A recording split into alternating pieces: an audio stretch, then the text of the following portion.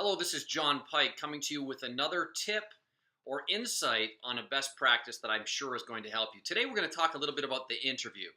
Are you interrogating or are you differentiating? Now, as I know, as an entrepreneur and a business owner, it's probably been a while since you've actually been interviewed, but I want you to reflect back and see if this isn't the truth.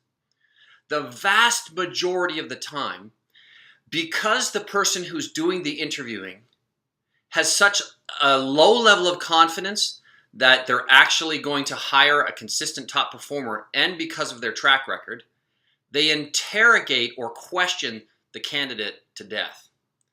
And almost always, it's like clockwork. In about the last 5 minutes, they say, "Oh, now we only have about 5 minutes left. What questions do you have?" So let me just dissect this for a moment. There is a tremendous war on talent today. No matter where you go, you're looking or reading information, whether it's Harvard Business Review or any other mainstream periodical. There's a lot of discussion, a lot of things being written about how difficult it is to get the best talent. If you are the same as everyone else, if your processes are the same, if your communications are the same, if your interviews also follow the same structure, that does not differentiate you. Let me share a quick story with one of my favorite clients. Here's what he does that I'd like to pass on that you consider. After the small talk, in other words, the first basically, face-to-face meeting, and, just the first couple of minutes, the business owner actually says to the candidate, "Now, the primary reason why you're here today is to give you an opportunity to ask as many questions as you'd like in order for you to have a high level of confidence that we are a good fit for you. So I'd like to start with you asking questions." Think about how different, think about how unique, think about how differentiated that is from basically giving the leftovers to a candidate, okay, at the very end of the interview and saying, "Oh, we've only got 5 minutes left. What questions do you have?" to them basically giving them the reins right from the very beginning. Now, in truth, my clients are in a position to be able to do so because they have a tremendous amount of information. They wouldn't even be meeting with that person if we didn't know they had the right personality style, the right set of motivations, and most important of all, the right set of talents.